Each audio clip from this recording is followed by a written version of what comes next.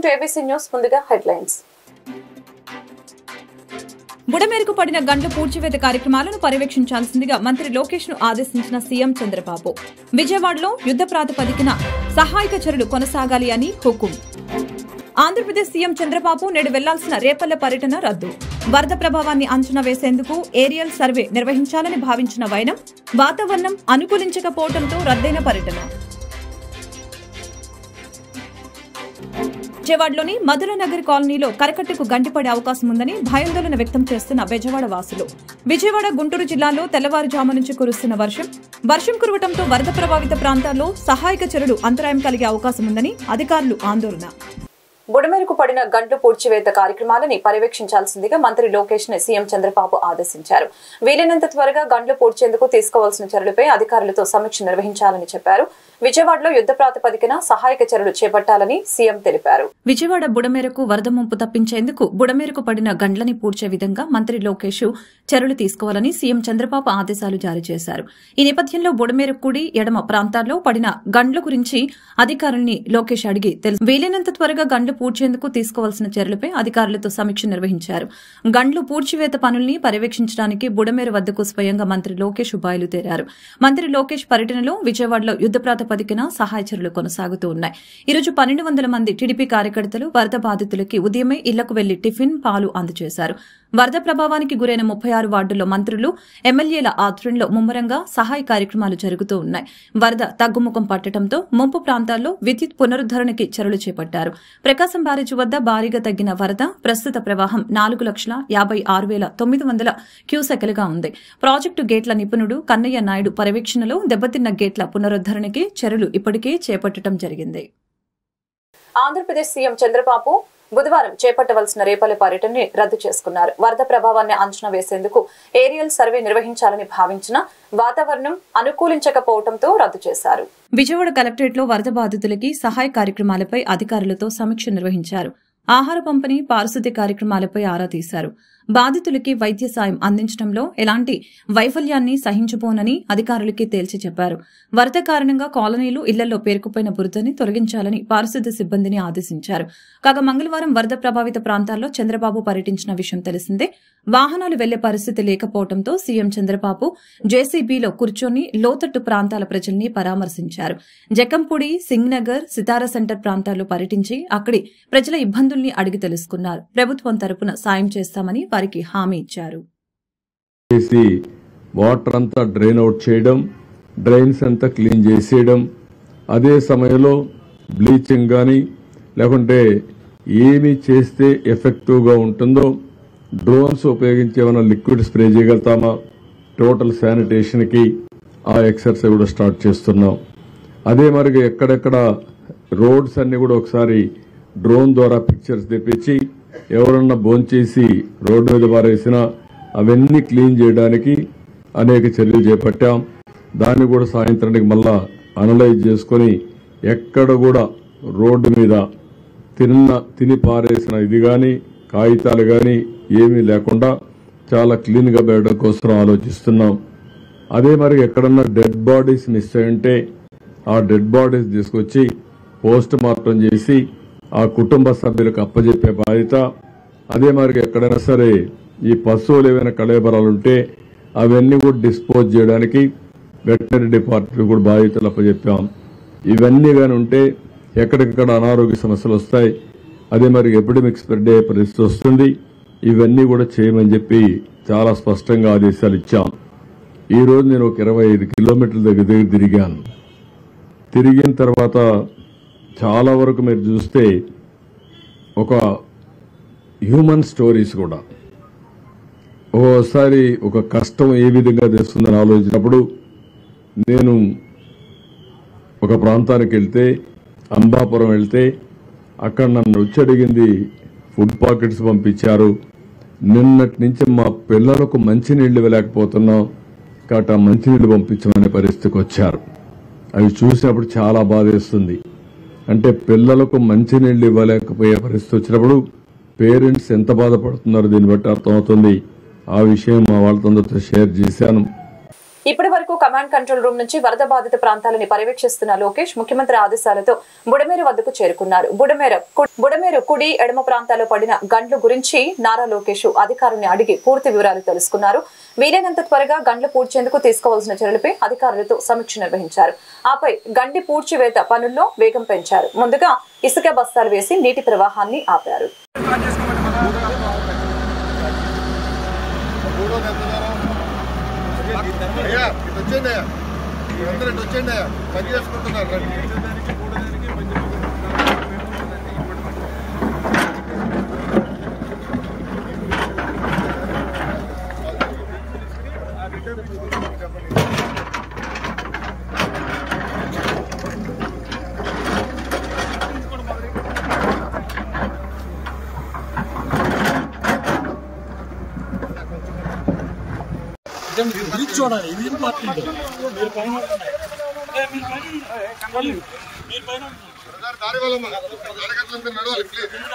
బెజవాడ నగరం ఖాళీ అవుతోంది. బెజవాడ ముంపు ప్రాంతాల నుంచి బయట ప్రాంతాలకి వేలాది మంది తరలి వెళ్తున్నారు. నీటి ఉధృతి తగ్గడంతో కట్టుబట్టలతో ఇళ్లను వదిలిపెట్టి వెళ్లిపోతున్నారు. విద్యుత్ సరఫరా, తాగునీరు, ఫుడ్ అందక ఇళ్లను వదిలి వెళ్తున్నట్లు బాధితులు చెబుతున్నారు. ఇళ్లలో ఉండే పరిస్థితులు అసలు లేవని వరద ప్రాంత బాధితులు చెబుతున్నారు. అలాగే వాహనాలు దొరకని వందల మంది కాలి నడకన బంధువులు ఇతర ప్రాంతాలకి తరలి వెళ్తున్న దృశ్యం కనిపిస్తోంది.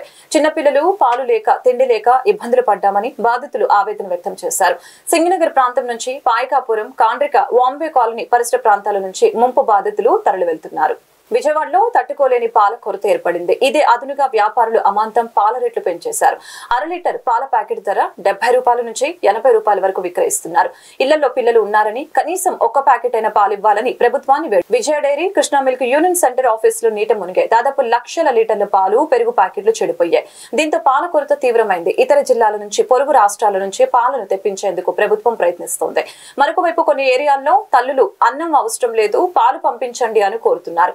పాల ప్యాకెట్ల పంపిణీపై ప్రభుత్వం, ప్రతిపక్ష పార్టీలు, స్వచ్ఛంద సంస్థలు దృష్టి పెట్టాయి. విజయవాడలోని వరద ప్రభావిత ప్రాంతాల్లో సహాయక చర్యలపై సీఎం చంద్రబాబు, మంత్రులు కలెక్టరేట్ లో టెలికాన్ఫరెన్స్ నిర్వహించారు. ప్రతి కుటుంబానికి 25 కేజీల బియ్యం, లీటర్ పామాయిల్, 2 కేజీల ఉల్లిపాయలు, 2 కేజీల బంగాళదుంపలు, కేజీ చక్కెర అందించాలని ఆదేశించారు. విద్యుత్ పునరుద్ధరణ, శానిటేషన్ పనులు వేగవంతం చేయాలని అన్నారు. ప్రతి సచివాలయంలో ఒక మెడికల్ క్యాంపు పెట్టి మందులు అందించాలని ఆదేశాలు జారీ చేశారు. సీఎం చంద్రబాబు మరొక కీలక నిర్ణయం కూడా తీసుకున్నారు. వరదల్లో మృతి చెందిన వారి కుటుంబాల సభ్యులకి 5 లక్షల చొప్పున పరిహారం వెంటనే ఇవ్వాలని ఆదేశించారు. అలాగే అనాథ మృతదేహాలకి ప్రభుత్వమే అంత్యక్రియలు నిర్వహిస్తుందని తెలిపారు. జిల్లాలో విష జ్వరాలతో ప్రజలు బాధపడుతున్న విషయాన్ని కలెక్టర్లు ప్రభుత్వం దృష్టికి తీసుకువచ్చారు. అంతేకాకుండా వరదల వలన రకరకాల ఇన్ఫెక్షన్లు వచ్చే ప్రమాదం ఉండటంతో సీఎం చంద్రబాబు ప్రతి సచివాలయంలో మెడికల్ క్యాంప్ ఏర్పాటు చేయాలని ఆదేశించారు. 11,43,000 క్యూసెక్స్ ఆఫ్ వాటర్ వచ్చింది. డిజైన్ చేసింది 11,90,000కి. ఇంకొక 40,000 కానీ పెరుగుంటే చాలా ప్రమాదం అయ్యేది.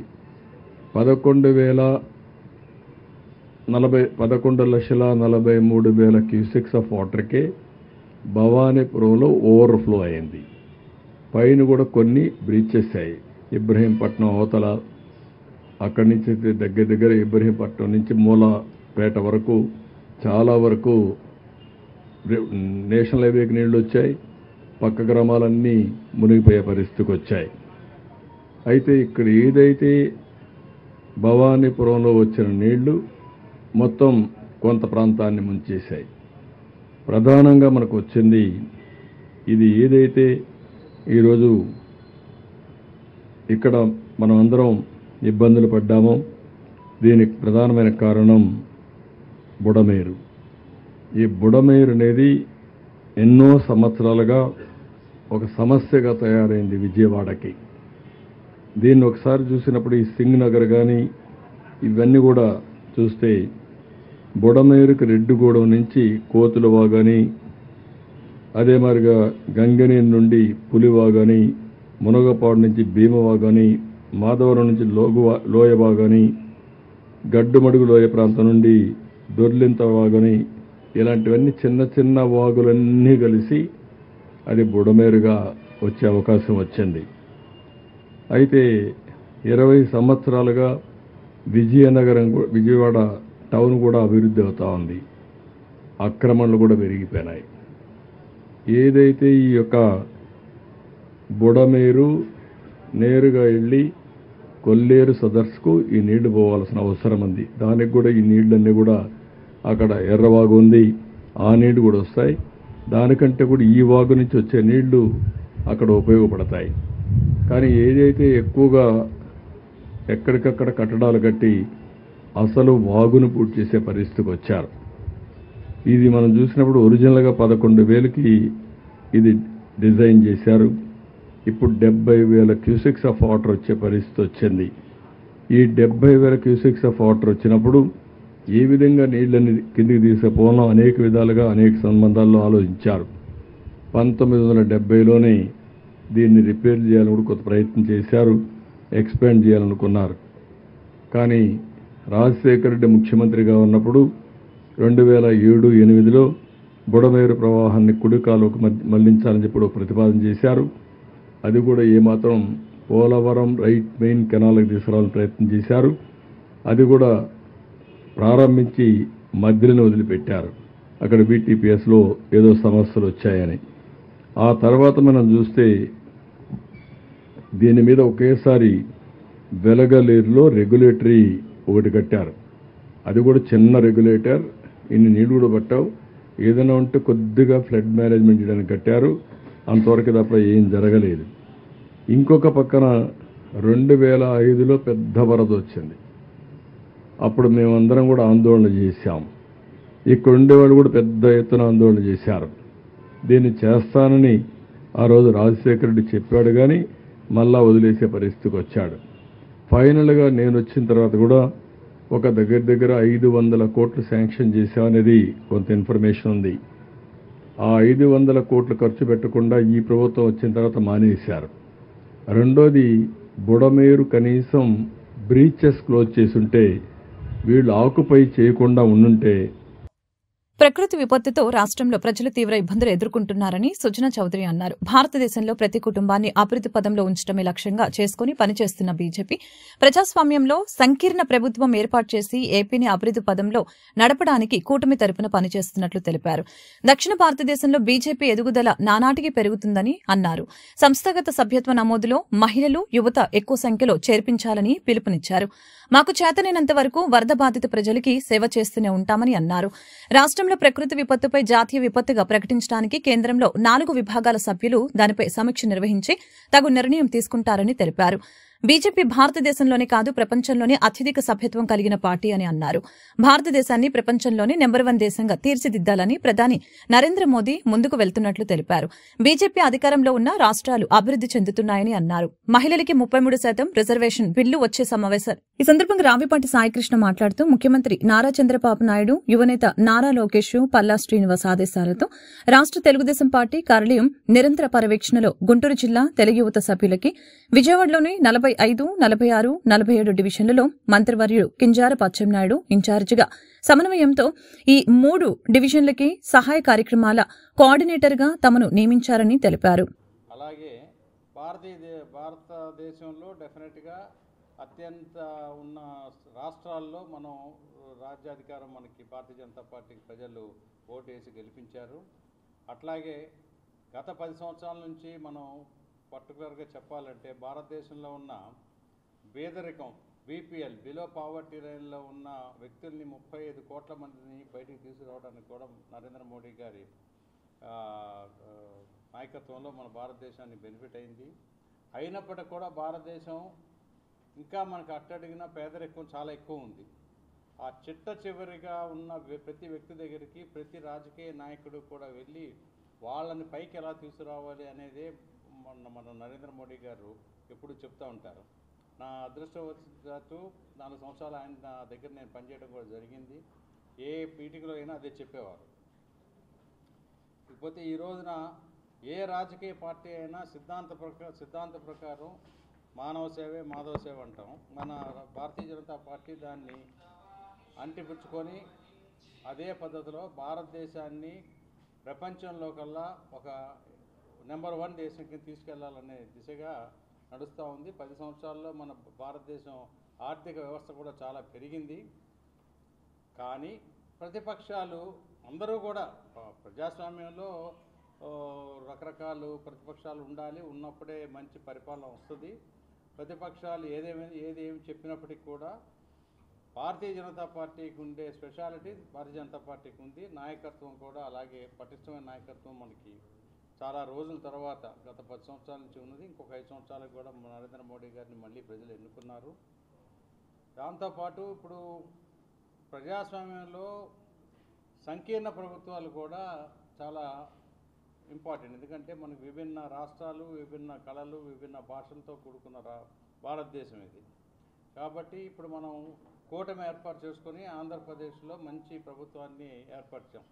జనసేన కానీ తెలుగుదేశం పార్టీ కానీ ఒక్కొక్క పార్టీలో ఉండే స్ట్రెంగ్త్ ఆ పార్టీలో ఉంది కాదు. మిత్రధర్మాన్ని పాటించుకొని ప్రభుత్వాన్ని, ఎందుకంటే గత 5 సంవత్సరాలు అటవిక పాలన జరిగి ఆంధ్రప్రదేశ్ మొత్తం కూడా పూర్తిగా నాశనం అయిపోయింది. మనకి యువతరానికి రేపొద్దున ఏమిటి అంటే, భావితరంలో ఏమిటి అంటే ఏమీ చెప్పలేని పరిస్థితికి వచ్చింది.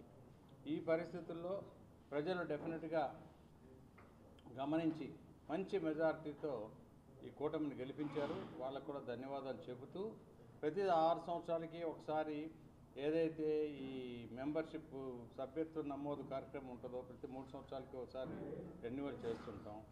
6 సంవత్సరాలకు ఒకసారి వచ్చిన పండగ కింద మనం చేసుకొని, ఈ ఆవశ్యకత ఏంటంటే భారతీయ జనతా పార్టీలో ఊరికినే మిస్డ్ కాల్ ఇచ్చేసేసి వాళ్ళని మెంబర్ చేయడం కాదు. వాళ్ళకి భారతదేశంలో ఈరోజు భారతీయ జనతా పార్టీ యొక్క అవసరం ఎంత ఉంది, అనేక రాష్ట్రాల్లో భారతీయ జనతా పార్టీ నాయకత్వం ఉండటం వలన అవి ఎలా అభివృద్ధి చెందుతున్నాయి, మనం ఎలా నష్టపోతున్నాం, అంటే దక్షిణ భారతదేశం మొత్తం కూడా డెఫినెట్గా భారతీయ జనతా పార్టీ పెరుగుదల చాలా అవసరం ఉంది. దక్షిణ భారతదేశం నుంచి కేంద్ర ప్రభుత్వంలో మనకు ఆవశ్యకత కూడా పెరగాలి అని అంటే డెఫినెట్గా వరదలతో అతలాకుతలమైన విజయవాడ వాసులను ఆదుకునేందుకు వ్యాపార వర్గాలు ప్రముఖులు ముందుకు వచ్చి సహాయం అందించాలని the Indian chamber of commerce రాష్ట్ర ఉపాధ్యక్షులు ఆతుకూరి ఆంజనేయులు పిలుపునిచ్చారు. బుధవారం ఛాంబర్ కార్యాలయంలో ఏర్పాటు చేసిన మీడియా సమావేశంలో ఇటీవల విజయవాడలో సంభవించిన తుఫాన్ దాటికి నిరాశ్రయులైన ప్రజల్ని ఆదుకునేందుకు తమ వంతు సహాయంగా మనసున్న దాతలందరూ ముందుకు రావాలని కోరారు. సహాయం చేయదలిచిన దాతలు ప్రభుత్వం సూచించిన బ్యాంక్ అకౌంట్ నెంబర్ కానీ ఇండియన్ ఛాంబర్ వారి అకౌంట్ నెంబర్లో కానీ డబ్బు జమ చేయవచ్చని అన్నారు. వస్తు రూపేణా సహాయం చేయదలిచిన వారు ఛాంబర్ కార్యాలయంలోని వారిని సంప్రదించి ఆ వస్తువుల్ని అందించవచ్చని తెలిపారు. సమావేశంలో పలువురు ఛాంబర్ కమిటీ సభ్యులు పాల్గొన్నారు. మన మాణిక్యవేలు సహకారం ఛాంబర్ ఆఫ్ కామర్స్ మెంబర్ సహకారంతో తిరుపతి, కడప, నెల్లూరు కొన్ని వస్తువులు, దుప్పట్లు, మన గుడ్డలు పంపించడం జరిగింది. అలాగే కరోనా టైంలో కిరాణా వ్యాపారస్తులు ఏం చేస్తారంటే, ఎక్కడైతే జనం పోవడానికి వీలైన పరిస్థితి ఉన్నప్పుడు కూడా ప్రాణాలు తెగించి ఆటోలు పెట్టి నిత్యావసర వస్తువులు తక్కువ రేటు చక్కని పత్రం అందజేయడం జరిగింది. అదే ముస్లిం తోఫాకి దాదాపు 5,000 మందికి ఒక్కరోజు తయారు చేసి మనకి ఇవ్వడం జరిగింది, మనం పంపిణీ చేసాం. అట్లా మనం ఏం చేస్తామంటే కరోనా టైం కానీ విపత్తు టైంలో కానీ అనేక చోట్ల విశాఖపట్నం, రేపల్లో అనేక చోట్ల ఇబ్బంది వచ్చినప్పుడు ఛాంబర్ ఆఫ్ కామర్స్ సహజంగా మనం పోగు చేయడం కానీ మేము ఇవ్వటం కానీ చేసి వ్యాపారస్తులు కలిసి పనిచేయడం జరిగింది.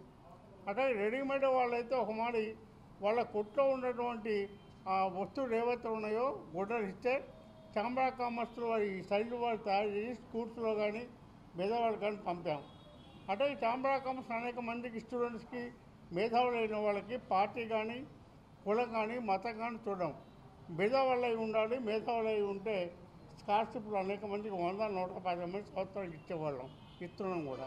ఇదంతా కూడా వ్యాపార వర్గాల సహాయ సహకారం చేస్తున్నాం. కాబట్టి నేను రిక్వెస్ట్ చేసేది ఏంటంటే, వ్యాపార సంస్థలన్నీ కూడా పాత గుంటూరు జిల్లా కానీ ప్రకాశం జిల్లా కానీ రాష్ట్ర వ్యాప్తంగా ఉన్నటువంటి వ్యాపార వర్గాలు అందరూ కూడా సాధ్యాసాధ్యాలను బట్టి మీ ఓపిక ఉండి మీ సభ్యులు ఇష్టపడితే వస్తువులు పోగు చేసి మీరే డైరెక్ట్కి వెళ్ళి అక్కడ ఎంఆర్ఓ కానీ కలెక్టర్ కానీ రాజకీయ నాయకులు ఎవరుంటే వాళ్ళని కలిసి ఏ ఊళ్ళో ఎంతమందికి ఎక్కడ ఇవ్వాలని చెప్పేసి మీ వస్తువులు సద్వినియోగం చేసుకొని ఇవ్వడం చేస్తే ఇది అందరికీ మంచి. అట్లా కాని పరిస్థితులు ఏంటంటే, వెలగపూడిలో 2 బ్యాంకుల అకౌంట్ పెట్టారు. అలాగే మన మున్సిపల్ స్టేడియం విజయవాడలో కూడా మన గౌరవ ముఖ్యమంత్రి సహాయ నిధికి ఒక అకౌంట్ పెట్టి ఒక నెంబర్ ఇచ్చారు. మీరు ఎవరైనా డబ్బులు కానీ ఇవ్వదలుచుకుంటే ఆ 3 అకౌంట్ పంపండి. వస్తువు రూపాయలు ఇవ్వదలుచుకుంటే మీరే డైరెక్ట్కి వెళ్ళి వస్తువులు కొని వాళ్ళకి ఇచ్చి అక్కడ లోకల్గా ఉన్నటువంటి అధికారులు కానీ రాజకీయ నాయకులు కానీ లోకల్ ముందే మాట్లాడి ఎక్కడి వాళ్ళ ఎంత వాళ్ళ ఏం చేస్తే సరిపోద్దని ఇవ్వండి. భోజనం కంటే కూడా భోజనం వండుకోవడానికి బియ్యం కానీ పప్పు దినుసులు కానీ కూరగాయలు కానీ ఆయిల్స్ కానీ బట్టలు కానీ దుప్పట్లు కానీ ఇస్తే ఏమైందంటే అది శాస్త్రంగా ఉండే పరిస్థితి ఉంటాయి. విజయవాడ వరద బాధితులకి శ్రీ కనకదుర్గ అమ్మవారి ఆలయం ఆధ్వర్యంలో గత 2 రోజులుగా ఆహార పంపిణీ చేస్తున్న సంగతి తెలిసిందే. నేపథ్యంలో వరద బాధితుల సహాయార్థం 3వ రోజు దుర్గగుడి అన్నదాన విభాగం నందు తయారవుతున్న పులిహోర మరియు ప్యాకింగ్ ని ఆలయ ఈవో కెఎస్ రామారావు క్షేత్రస్థాయిలో పరిశీలించారు. సంబంధిత అధికారులతో మాట్లాడి సూచనలు ఇచ్చి రుచి, నాణ్యత ఇలాగే మంచిగా ఉండాలని జాగ్రత్తలు తీసుకోవాలని తెలిపారు. భారీ వర్షాలు, వరదలతో ఉభయ తెలుగు రాష్ట్రాలు అతలాకుతలమయ్యాయి. వరదల కారణంగా భారీ ఆర్థిక నష్టం సంభవించింది. ఎంతో మంది వరదల్లో చిక్కుకుపోయారు. వరదల్లో చిక్కుకున్న వారిని కాపాడటం కోసం వారికి నిత్యావసరాలు అందించేందుకు ప్రముఖులు పెద్ద ఎత్తున విరాళాలు ప్రకటిస్తున్నారు. ఇందులో భాగంగా ప్రముఖ నటుడు సోనూ సూద్ తెలుగు రాష్ట్రాలకి సాయం చేసేందుకు ముందుకు వచ్చారు. మంచినీరు, ఆహారం, మెడికల్ కిట్స్ అందివ్వటంతో పాటు తాత్కాలిక షెడ్స్ ఏర్పాటు చేసేందుకు తన బృందం కృషి చేస్తుందని చెప్పారు. हेलो एवरीवन, आप सबको पता है कि आंध्र और तेलंगाना में बाढ़ के कारण बहुत सारे लोगों के घर उजड़ गए हैं. खाने को उनके पास कुछ नहीं है, रहने को कोई जगह नहीं है. सो हम लोगों को मिलकर उनके वापस घर बनाने हैं, उनकी जिंदगी को वापस नॉर्मलाइज करना है. तो हम लोग कोशिश कर रहे हैं कि ज्यादा से ज्यादा सामान उन तक जल्द से जल्द पहुंचे. सबसे पहले तो मैं धन्यवाद देना चाहता हूं तेलंगाना सरकार का, चंद्रबाबू नायडू सरकार, आंध्रा की पूरी गवर्नमेंट और एनडीआरएफ की टीम्स जो उनकी जिंदगी वापस नॉर्मल करने में लगे हुए हैं. उनको दिल से धन्यवाद. हमारी टीम भी वहां पर है, कोशिश कर रहे हैं ज्यादा से ज्यादा लोगों तक पहुंच पाए. सो जितने आंध्रा और तेलंगाना के परिवार हैं उन सबसे मैं ये वादा करता हूं कि जल्द से जल्द हम आप तक पहुंचेंगे. और आपको कोई भी जरूरत है सो आप मुझे डायरेक्टली मैसेज कीजिए या फिर हमारी सूद चैरिटी फाउंडेशन पे मैसेज कीजिए. कोशिश करेंगे कि मैं आप तक जल्द से जल्द पहुंचूं. जय हिंद. జాతీయ తెలుగుదేశం పార్టీ ఆదేశాల మేరకు విజయవాడ ముంపు బాధితుల సహాయ కార్యక్రమాల్లో గుంటూరు నుండి జిల్లా తెలుగు యువత అధ్యక్షులు రావిపాటి సాయికృష్ణ ఆధ్వర్యంలో భారీగా బస్సుల్లో తరలి వెళ్లి చిట్ట చివరి ప్రాంతంలో సైతం నిరంతర సహాయ కార్యక్రమాలలో తెలుగు యువత విద్యార్థులు పాల్గొంటున్నారు.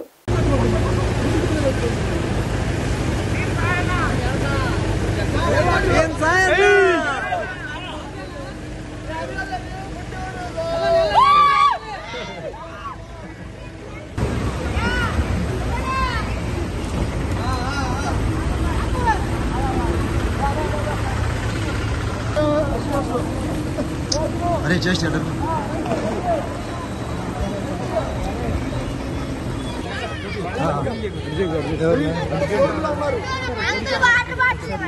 అరే నాన్న పంపించాను నాన్న చూడ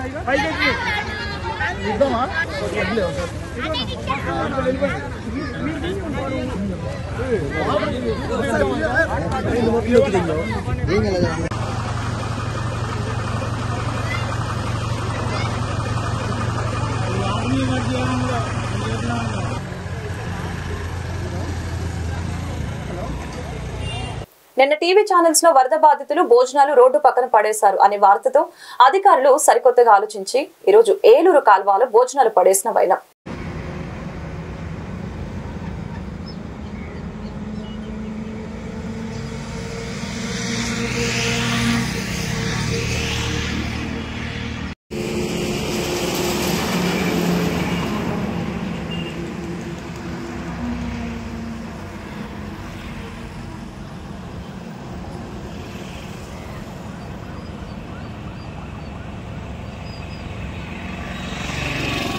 వరద బాధితులకి వెల్లటూరు, దోనేపూడి గ్రామాల్లో ఏర్పాటు చేసిన పునరావాస కేంద్రాలని సందర్శించి దుప్పట్లు, పాలు, పండ్లు అందించిన మాజీ మంత్రి వేమూరు శాసనసభ్యులు నక్కా ఆనందబాబు.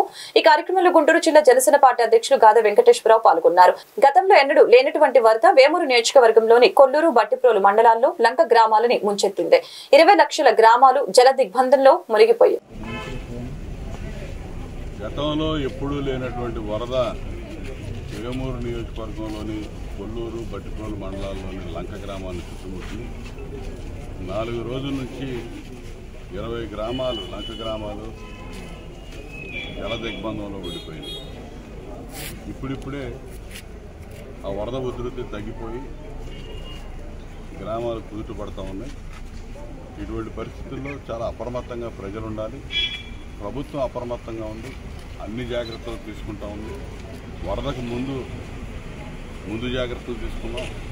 వరద తగ్గిన తర్వాత రాబోయే విపత్కర పరిస్థితుల నుంచి బయటపడటానికి అవసరమైనటువంటి చర్యలన్నీ కూడా ప్రభుత్వం తీసుకుంటా ఉంది. ఇలా చంద్రబాబు నాయుడు గారి నేతృత్వంలో కూటమి ప్రభుత్వం ఇవాళ అన్ని రకాలుగా చంద్రబాబు నాయుడు గారు ఒక స్ఫూర్తిని ఇచ్చాడు. ఈ వరదల్లో ఏ విధంగా కష్టపడాలి, పనిచేయాలి, ప్రజలకు ఏ విధంగా అందుబాటులో ఉండాలి, వాళ్ళకి ఏ విధంగా ధైర్యాన్ని కల్పించాలనే దానిలో చంద్రబాబు నాయుడు గారు, పవన్ కళ్యాణ్ గారు ఇవాళ గ్రామాల్లో కూడా తెలుగుదేశం పార్టీ, జనసేన పార్టీ శ్రేణులు ఈ 4 రోజులు ప్రభుత్వ యంత్రాంగంతో కలిసి అనేక రకాలుగా కష్టపడి పనిచేశారు. వాళ్ళకి అండగా ఉన్నారు. ఇంకా రాబోయే రోజుల్లో కూడా 10-15 రోజులు చాలా ఇబ్బందులు ఉంటాయి. ఆ ఇబ్బందుల నుంచి కూడా బయటపడటానికి పశుగ్రాసం కొరతుంది. పశువులకి రాష్ట్రాన్ని అందించాలి, ప్రజలకు నిత్యావసర సరుకులు అందించాలి, మంచినీళ్ళు అందించాలి, పాడైపోయినటువంటి ఎలక్ట్రిసిటీ వ్యవస్థను బాగు చేసుకోవాలి, రోడ్లు, పారిశుద్ధ్యం, వీటన్నిటి మీద కూడా చర్యలు తీసుకోవడానికి అన్ని రకాలుగా ప్రభుత్వం యంత్రాంగం అంతా సిద్ధంగా ఉంది. ఖచ్చితంగా ఇవన్నీ కూడా ప్రజలు కూడా సహకరించి అప్రమత్తంగా ఉండి ఈ వరదల నుంచి ఎప్పుడూ లేనటువంటి రానటువంటి ఈ వరద ప్రభావం నుంచి స్వాంతం చేకూర్చే విధంగా అందరూ కూడా బయటపడాలని చెప్పి మనస్ఫూర్తిగా కోరుకుంటున్నాం. మా వంతు సహకారం పూర్తిగా ఈ ప్రజలకి ఇచ్చేదానికి అన్ని రకాలుగా కూడా అన్నదండగా ఉండడానికి మేము కృషి చేస్తామని చెప్పి గర్భిణీలు, బాలింతలకి పౌష్టికాహారం తప్పనిసరి అని డిఆర్ఓ తిప్పే నాయక్ వెల్లడి. వీళ్ళందరినీ ఈ రోజు పిలవడం జరిగింది. మనం ఏం చేయాలంటే ఇక్కడ నుంచి వెళ్ళిన తర్వాత మన లబ్ధిదారుల కుటుంబాలు ఎక్కడున్నాయి, ప్రతి ఒక్క కుటుంబాన్ని కూడా ఎడ్యుకేట్ చేసుకుంటూ ఉండాలి. అందులో మనం గత కొద్ది సంవత్సరాలుగా చెప్తున్నది ఏంటంటే కిచెన్ గార్డెన్స్ గురించి. కిచెన్ గార్డెన్ ప్రతి అంగన్వాడీ సెంటర్లో కూడా కిచెన్ గార్డెన్ మనకు ఎండాకాలం ఒక్కసారి మనకు ప్రాబ్లం అవుతుంది తప్ప మిగతా సీజన్ అన్నింటిలో కూడా కొద్ది ప్లేస్లో అయినా సరే, కొన్ని అయినా సరే కిచెన్ గార్డెన్ మనం ప్రమోట్ చేసుకోవాలి.